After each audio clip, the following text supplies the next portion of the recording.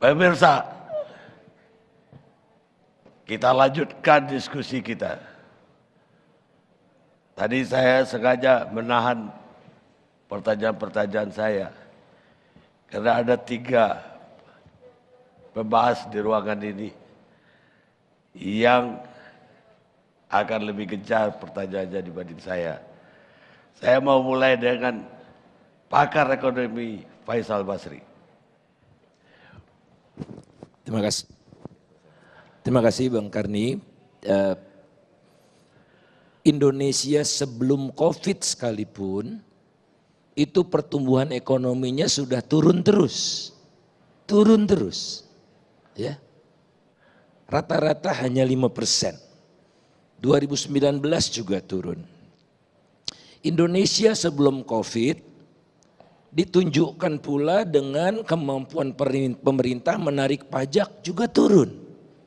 Bahkan merosot tajam begini, mencapai level terendah sepanjang sejarah dan hanya menduduki posisi 127 dari 140 negara. Sebelum krisis COVID, industrialisasi melemah.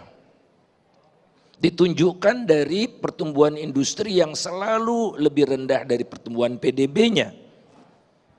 Sebelum krisis menunjukkan pula bahwa peranan teknologi semakin terpinggirkan. Ekspor Indonesia mayoritasnya adalah berteknologi rendah. Yang berteknologi tinggi cuma 8% dan trennya turun. Jadi bukan hanya rendah tapi trennya turun.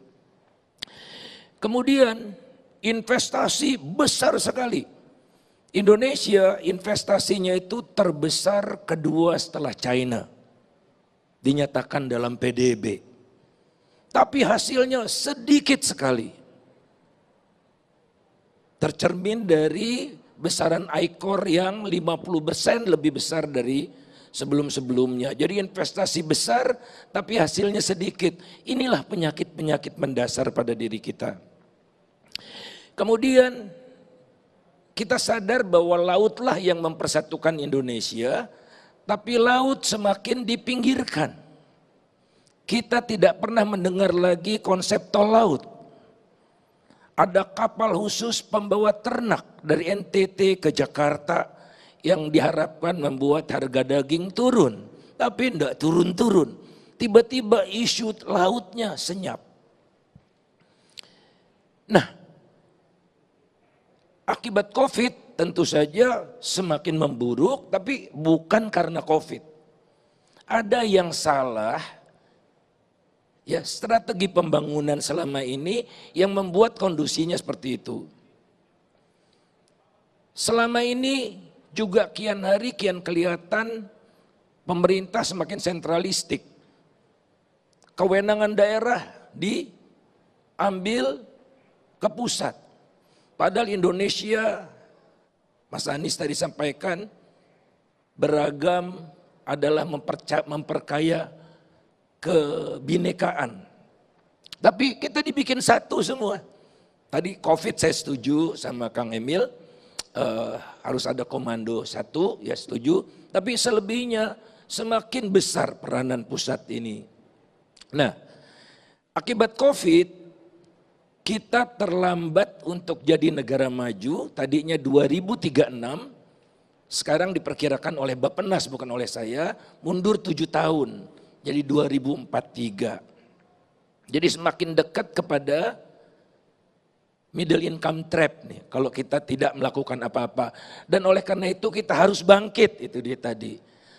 Tapi keempatnya cuma persentase keberhasilan diri mereka sendiri. Indonesia bangkitnya enggak ada.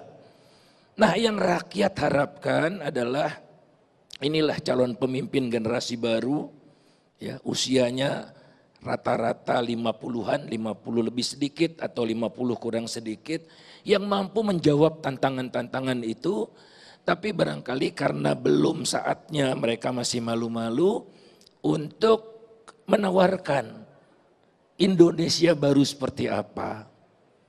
Tadi Mas Anies sedikit-sedikit menyampaikan belajar dari COVID, kita harus bahasa kerennya transformasi, kita harus berubah gitu. Nah, kemudian rakyat juga barangkali ingin mendengar dari tokoh-tokoh yang insya Allah salah satunya bakal jadi pemimpin bangsa ini, isu tentang oligarki. Seolah-olah Indonesia ini baik-baik saja. Jurang kaya miskin itu kan karena penguasaan kekayaan alam di tangan segelintir orang. Pasal 33 semakin hilang. Nah, apa? Untuk membuat Indonesia bangkit, betulan bangkit dari bawah itu karena persoalan yang disebabkan oleh demokrasi yang merosot.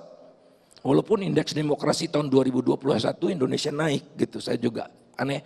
Tapi checks and balances tidak ada, perencanaan diabaikan dan sebagainya itu. Nah, sudah kangen walaupun masih dini barangkali rakyat mendengar pemikiran luar biasa dari calon pemimpinnya tentang bagaimana Indonesia bangkit. Ya, ini yang kita harapkan mungkin kesempatan berikutnya bisa disampaikan setelah tadi memperkenalkan dan mempresentasikan pandangan-pandangan mereka yang sama sekali tidak bicara tentang Indonesia bangkit. Makasih.